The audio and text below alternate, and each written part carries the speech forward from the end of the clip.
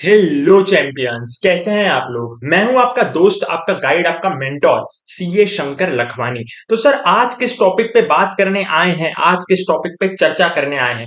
आज हम उस सब्जेक्ट के बारे में बात करेंगे जो लोगों को सबसे ज्यादा टफ लगता है सेकेंड ग्रुप में, एससीएमपीई। सर, फर्स्ट ग्रुप में सबसे हार्ड जो सब्जेक्ट था वो था ऑडिट, और उसका तो हमने सोल्यूशन निकाल दिया। कैसे सर? ऑडिट की जाके वीडियो देखिए ना सर, एकदम फ्री नोट्स आपको दे दिए हैं टेलीग्राम चैनल पे। CA final free notes by CA Shankar Lakhwani Telegram channel का नाम है, लिंक मैं नीचे डिस्क्रिप्शन में दे दूंगा। और उम्मीद करता हूं कि आपने ग्रुप वन की सारी वीडियोस देख ली होगी, और ऑडिट के स्पेशल नोट्स हमने डाले हैं इजी वाले, जाके टेलीग्राम पे देख लीजिएगा। आज सोल्यूशन निकालेंगे सीए फाइनल एससीएमपीई का, एक ऐसा सब्जेक्ट जिससे सबसे ज्यादा लोगों को डर लगता है, तो वो आज डर हम निकाल देने वाले हैं।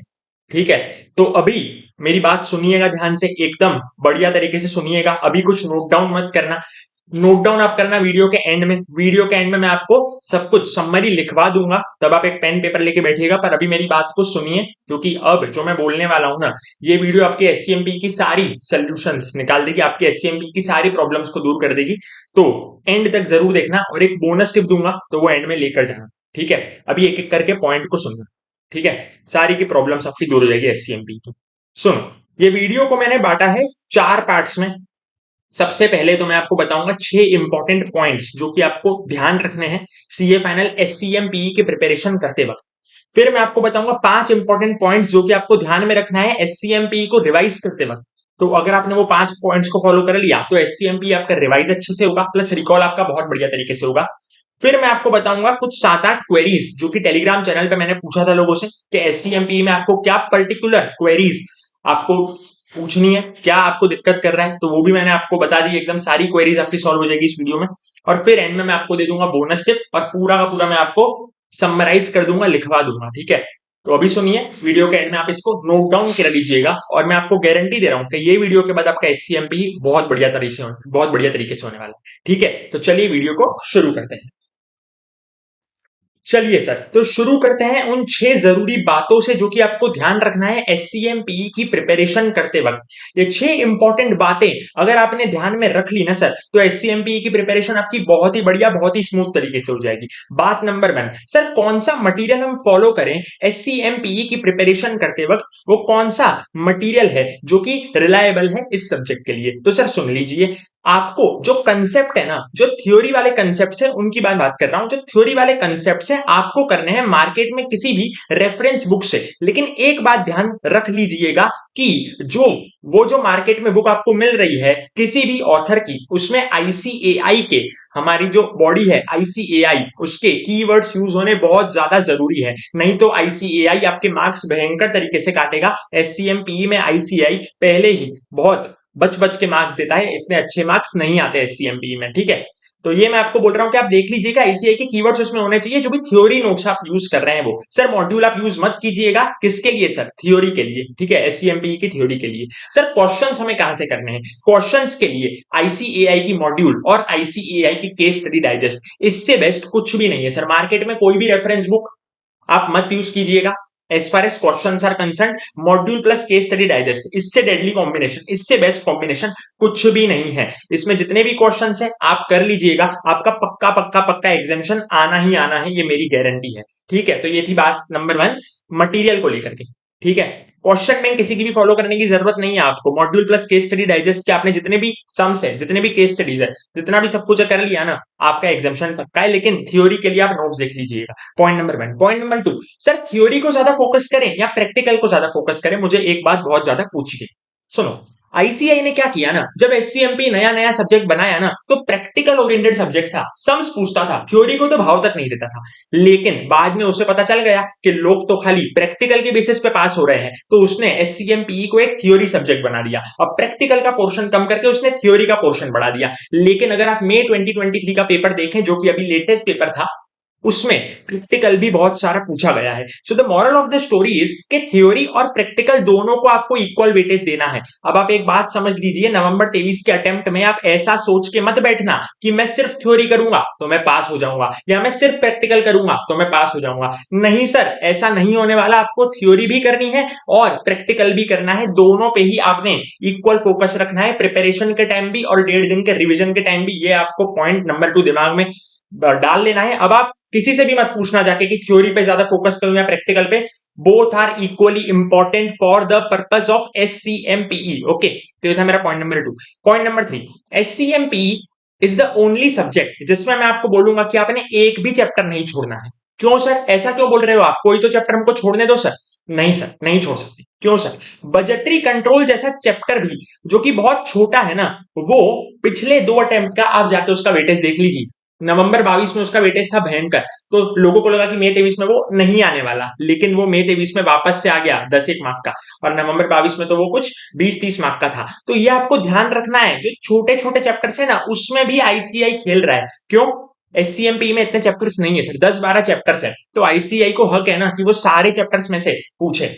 आईसीआई को हक है, अगर आप वो आईसीआई ऐसा बोल रहे हैं कि आप सीए बनने जा रहे हो भैया, चार्टर्ड अकाउंटेंट, और आप 10-12 चैप्टर भी अच्छे से नहीं कर पा रहे हो, तो फिर किस काम के। तो इसीलिए आपको ये प्लीज, 10-12 चैप्टर है, बहुत कम सिलेबस है, बहुत कम पोर्शन है, तो आपको एससीएमपी में आपको कोई भी चैप्टर नहीं छोड़ना है। मैं बाकी सब्जेक्ट्स के लिए आपको बताऊंगा कि आपको कौन से चैप्टर्स छोड़ने हैं आने वाली वीडियोस में, जब मैं मस्ट डू चैप्टर्स की लिस्ट लेकर आऊंगा। लेकिन एससीएमपी में मेहरबानी करके कोई भी चैप्टर मत छोड़िएगा, ठीक है। ये था पॉइंट नंबर 3, बहुत इंपॉर्टेंट है, प्लीज सारे चैप्टर कर लीजिएगा। Point number 4, sir standard costing कैसे करें।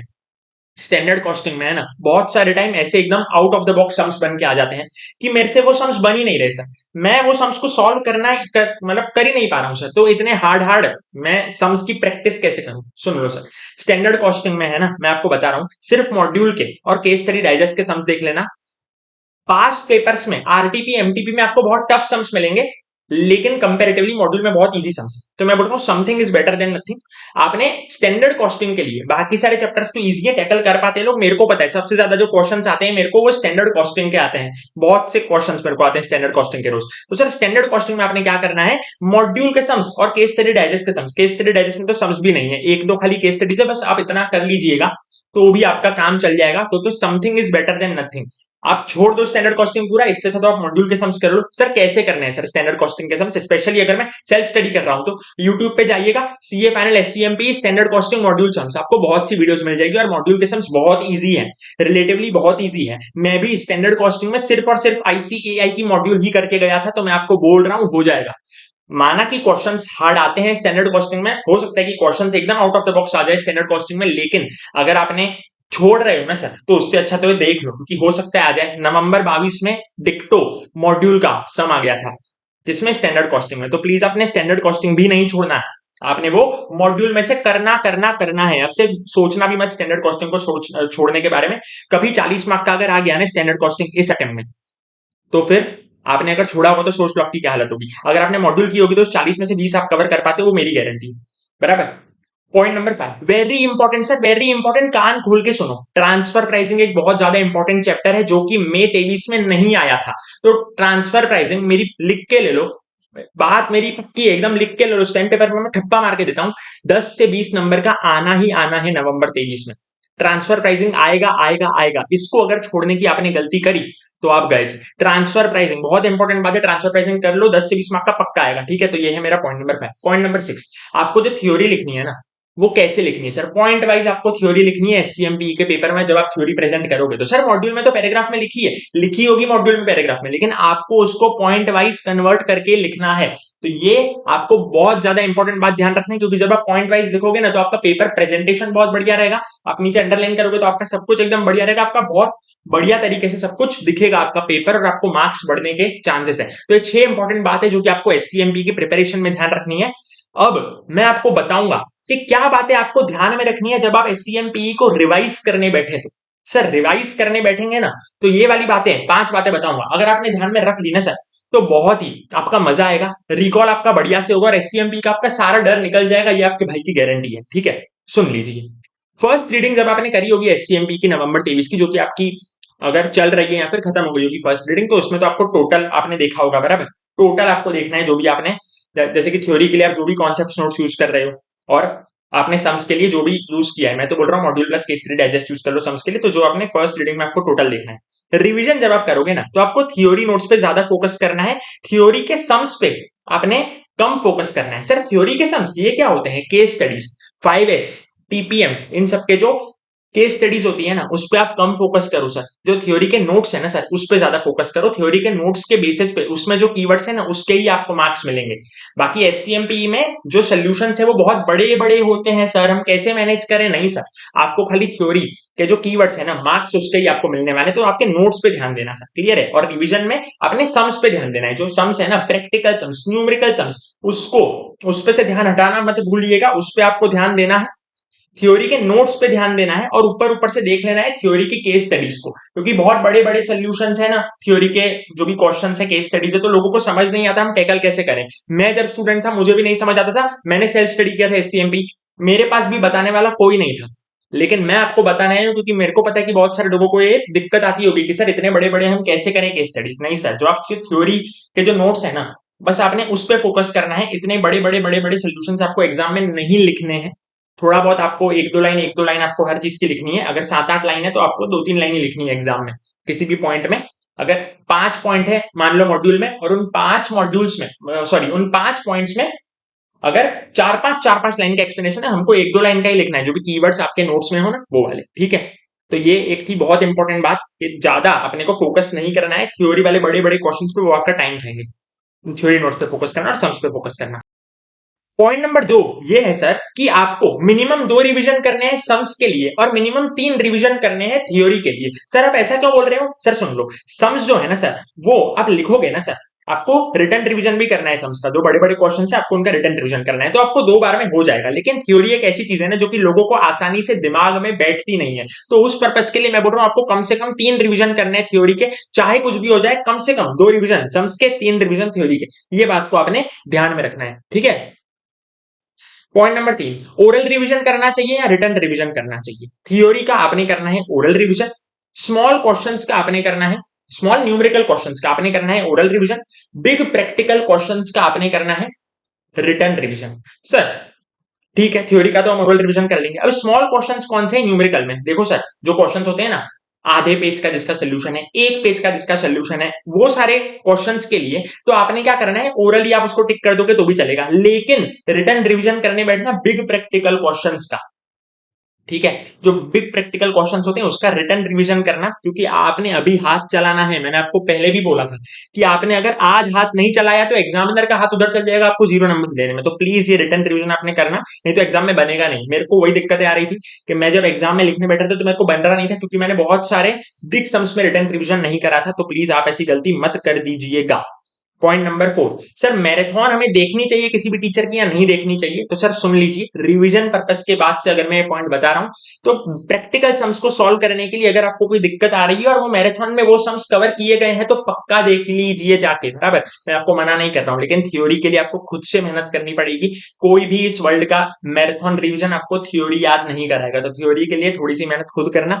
मैराथन रिवीजन आपको हेल्प करेगा अगर आपने वो थ्योरी एक बार पढ़ ली है और आपको रिकॉल करना हो ना, तो बहुत बढ़िया। लेकिन अगर आप पहली बार पढ़ने बैठेंगे तो मैराथन रिवीजन से रिवाइज आपको नहीं करना है, मतलब मैराथन रिवीजन से आपको याद नहीं करना है। याद आप खुद से कर लिए, रिकॉल के लिए आप क्या कीजिए, रिकॉलिंग अगर आपको करनी है ना, तो मैराथन इज बेस्ट, उससे अच्छा कुछ नहीं है, ठीक है?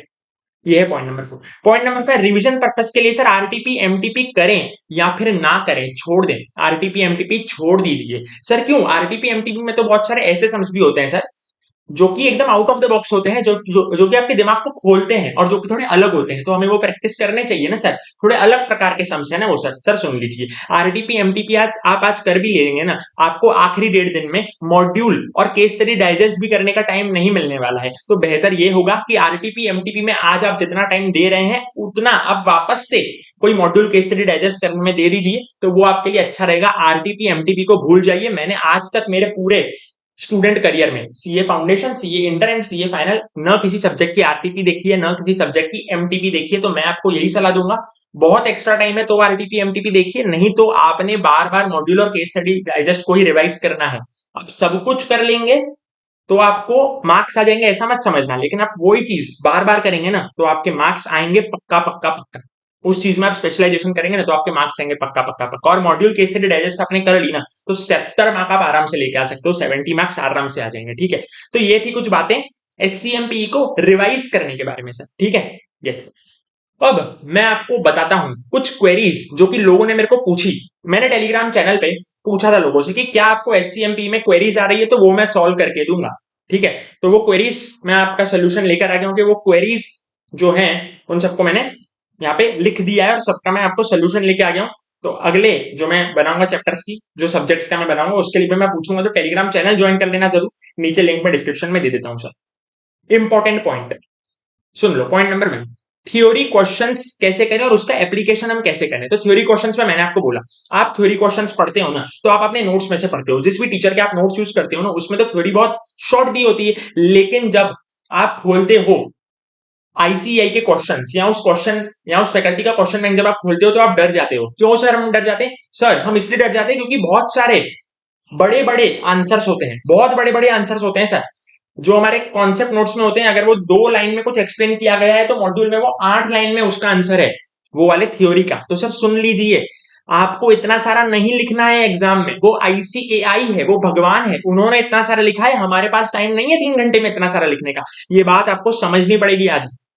ठीक है, तो आपने करना क्या है, मान ले किसी सोल्यूशन में 8 अगर पॉइंट्स है ना, तो आपको हर पॉइंट में 2-2 3-3 लाइन में ही एक्सप्लेन करना है। आपको इतना सारा जो अपने मॉड्यूल के जो क्वेश्चंस है उसमें दिया गया है ना, थ्योरी क्वेश्चंस की बात कर रहा हूं, उसमें इतना सारा आपने एक्सप्लेन नहीं करना है। केस स्टडीज में जो आपको दिया गया है इतना सारा आपको एक्सप्लेन नहीं करना है। हर पॉइंट में 2-2 3-3 लाइन में आपने एक्सप्लेन करना है, जो भी आपकी फैकल्टी के जो कॉन्सेप्ट नोट्स है उसमें जितना दिया हुआ है उसमें ही करना है, बराबर। Point number 1। पॉइंट नंबर 2, लोगों ने मेरे को बहुत पूछा सर सारी केस स्टडीज करनी चाहिए या फिर कुछ सिलेक्टेड केस स्टडीज करनी चाहिए। तो सर सुन लीजिए, एग्जांपल देता हूं। मान लीजिए 5S है, जेआईटी है, ठीक है, तो इसमें बहुत सारी केस स्टडीज आपको सिमिलर मिलेगी, तो सिमिलर केस स्टडीज आपको आज मार्क कर लेनी है और फिर वो वाली अपने को जो भी एक केस स्टडी उठा लेनी है उसमें से और वही करनी है। लेकिन जो डिफरेंट केस स्टडीज है ना, वो सारी की सारी आपको देखनी है। सर एग्जांपल के तौर पे 5S का जो कॉन्सेप्ट है ना, वो शाइन स्टैंडर्डाइज वाला, उसमें बहुत सारी केस स्टडीज हैं अगर आप आईसीएआई की मॉड्यूल और केस स्टडी डाइजेस्ट को देखोगे तो, और सब में अलग अलग एक्सप्लेनेशन दिया गया है। तो आपको क्या करना है, कोई भी एक केस स्टडी उठानी है और उसको ही अच्छे से करना है। कुछ कीवर्ड्स आपके कॉन्सेप्ट नोट्स में दिए होंगे, उसको याद कर लेना है अपने लैंग्वेज में, फिर वहां पे जाके रेप्लिकेट करना है। जो 5-6 केस स्टडीज उसकी दी गई है ना, वो सारी की सारी आपको रेफर नहीं करनी है, इससे आपका खाली टाइम वेस्ट होगा। आईसीआई क्या करता है ना, एक ही कॉन्सेप्ट में, जैसे फॉर एग्जाम्पल 5S अगर वो समझा रहा है ना, तो उस 5S में ही उसने 5 अगर सोल्यूशन बनाए हैं, यानी अगर 5 क्वेश्चन है 5S पे, तो सब में उसने अलग अलग लैंग्वेज इस्तेमाल की है, जाके आप देख लीजिएगा। तो आपने क्या करना है सर, सिंपल, कोई भी एक आप उसमें से उठाओ। अपने कॉन्सेप्ट नोट्स में आपने देखा कि ठीक है ये मेरे कीवर्ड्स हैं, वो कॉन्सेप्ट नोट्स आपने रेफर किए, वो कीवर्ड्स आपको ध्यान में रखने, और अपने लैंग्वेज में कोई भी एक आंसर को दिमाग में रख के वो 5-6 में से आपने एग्जाम में वैसा लिखना है। बाकी सारे आंसर पे आपको कट मार देना है, सारी केस स्टडीज आपको नहीं देखनी, सिमिलर वाली काट देना, डिफरेंट वाली आपने देखनी है। पॉइंट नंबर 2 ये था। पॉइंट नंबर 3, सर 100 मार्क का पेपर अटेम्प्ट कैसे करें एग्जाम में, ये मेरे को सवाल आया। तो सर सुन लीजिए, 100 मार्क का पेपर अटेम्प्ट कैसे करें उसकी टेंशन आज नहीं लेनी है। क्यों नहीं लेनी है सर, मैं बैठा हूं ना, पेपर प्रेजेंटेशन टिप्स का वीडियो बनाऊंगा, उसमें मैं ये भी कवर करूंगा कि 100 मार्क का पेपर आपने कैसे अटेम्प्ट करना है, कि आपका मतलब पेपर प्रेजेंटेशन कैसे होगा, आपने किस तरीके से पेपर लिखना है कि आपका 100 मार्क का पेपर अटेम्प्ट हो। तो आज आपको फोकस करना है प्रिपरेशन पे, प्रेजेंटेशन की वीडियो की सीरीज में बाद में ले आऊंगा। पॉइंट नंबर 4, सर लर्निंग करके सम्स करने हैं कि नहीं करने हैं? जरूर करने हैं। मॉड्यूल और केस स्टडी डाइजेस्ट में जितने भी लर्निंग करके सम्स है वो सारे करने हैं। बाकी कोई भी फैकल्टी अगर अपने सम्स दे रही है लर्निंग करके, तो वो नहीं करने हैं, क्योंकि यूट्यूब पे आप जाएंगे लर्निंग कर लिखेंगे तो बहुत सारी फैकल्टी अपने खुद के सम्स भी बना के देगी, तो वो सब छोड़ देना। मॉड्यूल और केस स्टडी डाइजेस्ट में जितने भी लर्निंग करके सम्स है वो सारे के सारे आपने एग्जाम के लिए देखने पड़ेंगे। Point number 4। Point number 5, sir theory हमें कैसे प्रेजेंट करनी है? वापस से बोल रहा हूं, पेपर प्रेजेंटेशन टिप्स का वीडियो लेके आऊंगा, उसमें आपके सारे डाउट्स प्रेजेंटेशन को लेके कवर कर दूंगा। आज आपने खाली फोकस करना है प्रिपरेशन पे। आज फोकस करो प्रिपरेशन पे, तो सक्सेस आपको मिलेगी। ठीक है, प्रेजेंटेशन का मैं आपको बाद में करवा देंगे अपन, ठीक है, वो अलग से बहुत बढ़िया सीरीज अपन लेके आएंगे। Point number 6, sir standard costing में जो दिक्कत आ रही है ना, इंटरप्रिटेशन और कमेंट्स, ये मेरे को सवाल पूछा गया था। सर इंटरप्रिटेशन और कमेंट्स क्या करना है? सर आप देखोगे ना, आईसीआई ने क्या चाल रची है, आईसीआई ने क्या खेला है, मतलब कि अगर मॉड्यूल में 12 क्वेश्चन है ना, तो इंटरप्रिटेशन कमेंट्स में उन लोगों ने सही मतलब एक कॉमन सोल्यूशन का इस्तेमाल नहीं किया है, कॉमन सोल्यूशन को यूज नहीं किया उन लोगों ने, हर क्वेश्चन में अपनी तरीके से इंटरप्रेट किया है। तो हम बच्चे, हमारे पास याद करने के लिए कुछ कंटेंट नहीं है, क्योंकि हर क्वेश्चन में उन लोगों ने अपनी लैंग्वेज में अलग अलग वर्ड्स यूज करके उन लोगों ने एक्सप्लेन किया है। तो आपने क्या करना है ना, समझ लेना है, स्टैंडर्ड कॉस्टिंग को आपने समझ लेना है, उसको आपने स्टैंडर्ड कॉस्टिंग का जो चैप्टर है ना वो रट्टा नहीं मारना है, आप उसको समझोगे ना तो आपको उसका इंटरप्रिटेशन समझ आएगा। फिर आपने क्या करना है, जो भी 10-12 क्वेश्चन है उसमें से एक क्वेश्चन उठाना है जिसमें आईसीएआई ने सबसे बेस्ट तरीके से इंटरप्रेट किया हो, और वो सारी चीजों को आपने समझ लेना है। और इंटरप्रिटेशन और कमेंट्स आपको एग्जाम में खुद के वर्ड्स में लिखने हैं।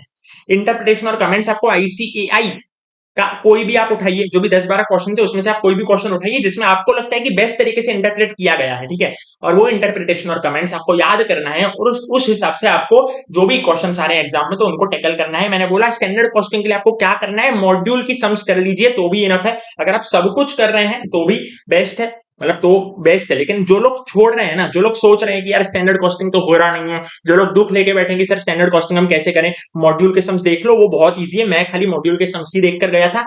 यूट्यूब पे जाके लिखोगे आईसीआई सीए फाइनल के एससीएमपी के मॉड्यूल सम्स, आईसीए के मॉड्यूल सम्स, तो आपको आ जाएंगे, ठीक है। और उसके आपने इंटरप्रिटेशन कमेंट सीखने हैं कैसे, आप उस पहले, लेकिन आपको उसके लिए कॉन्सेप्चुअली समझना पड़ेगा वो चीजों को, अगर इंटरप्रिटेशन कमेंट्स करना है तो, ठीक है। और कोई भी ऐसा स्टैंडर्डाइज आंसर नहीं दिया गया तो आपको बेस्ट आंसर उठा के उस हिसाब से आपको इंटरप्रिटेशन और कमेंट्स करना है, ठीक है। Point number 6। पॉइंट नंबर 7, क्या मॉड्यूल के सम्स इनफ है क्या, ये मेरे को पूछा गया। मॉड्यूल के सम्स इनफ नहीं है। डेडली कॉम्बिनेशन आपको बता रहा हूं, मॉड्यूल के sums plus case study digest के सम्स और थ्योरी के लिए नोट्स, ये एकदम डेडली कॉम्बिनेशन है। सिर्फ मॉड्यूल के सम्स करोगे तो मुश्किल है थोड़ा सा, ठीक है। पॉइंट नंबर 8, स्टूडेंट जर्नल करनी चाहिए कि नहीं। आईसीएआई आजकल स्टूडेंट जर्नल में भी बहुत सारे क्वेश्चंस डाल रहा है लोगों को डराने के लिए, तो मेरा रिकमेंडेशन रहेगा मत करो। क्यों सर मत करो, वही वाला जो मैंने आपको आरटीपी एमटीपी करने को मना किया ना, वही मैं आपको इधर बात कर रहा हूं कि सर जी आप अगर मॉड्यूल और केस स्टडी डाइजेस्ट को ही अच्छे से घिस घिस के उसको ही बार बार आप अच्छे से प्रिपरेशन कर रहे हैं ना, तो आपको मार्क्स ज्यादा आएंगे। बजाय कि आप क्या करो, आरटीपी एमटीपी भी देखूंगा, स्टूडेंट जर्नल भी देखूंगा, मॉड्यूल भी देखूंगा, केस स्टडी डाइजेस्ट भी देखूंगा, तो सारी उधर आप स्पेशलाइजेशन करने जाओगे तो नहीं आपको कुछ मिलने वाला है। मॉड्यूल और केस स्टडी डाइजेस्ट को आपने बार बार अच्छे से किया तो 60-70 मार्क्स आपके पक्का पक्का पक्का आएंगे, ठीक है। तो ये थी कुछ जरूरी बातें सीए फाइनल एससीएम पीई को लेकर के। अब किस चीज की बारी है सर, अब बारी है हमारी वो बोनस टिप की जिसका हम बेसब्री से इंतजार कर रहे थे। ये बोनस टिप सुन के ना मैं आपको गारंटी दे रहा हूं आप मुझे दिल से धन्यवाद करोगे, थैंक यू करोगे, आज नहीं वो 1.5 दिन में, क्योंकि ये बोनस टिप आपको 1.5 दिन में बहुत अच्छे से काम आने वाली है। आपने करना क्या है ना, आज आप बड़े बड़े क्वेश्चन जो देख रहे हो, बहुत सारे लोग कहते हैं सर हमारा तो आंसर पढ़ने से ज्यादा क्वेश्चन में टाइम वेस्ट हो जाता है, 1.5 पेज के तो 2-2 पेज के तो कभी कभी एससीएमपी में क्वेश्चंस दे दिए आईसीए ने। क्या करना है, पूरे क्वेश्चंस को काटो, साइड में हिंदी में या अपनी जो भी रीजनल लैंग्वेज है इंग्लिश में अपने वर्ड्स में लिखो। 1.5 दिन में आपको इसका बहुत बढ़िया फायदा होने वाला है। दो तीन फायदे होने वाले, दो नहीं 3 फायदे इसके होंगे। पहली बात, आपको चीजें रिकॉल होंगी। जब आप 1.5 दिन में पढ़ने बैठोगे ना तो आपने खुद के बोलो हाथ से लिखा होगा ना, पेंसिल से उधर, तो आपको याद आएगा हाँ मैंने लिखा था। दूसरा, आपका बहुत टाइम बचेगा। जो 1.5 दिन में आपका एक एक मिनट एक एक सेकंड कीमती होता है, उसमें जब वो इररेलेवेंट चीजें हट जाती है ना, क्योंकि जो एससीएमपी में आईसीए बहुत सारी इररेलेवेंट चीजें देता है क्वेश्चन में, आपको बहुत मदद मिलेगी।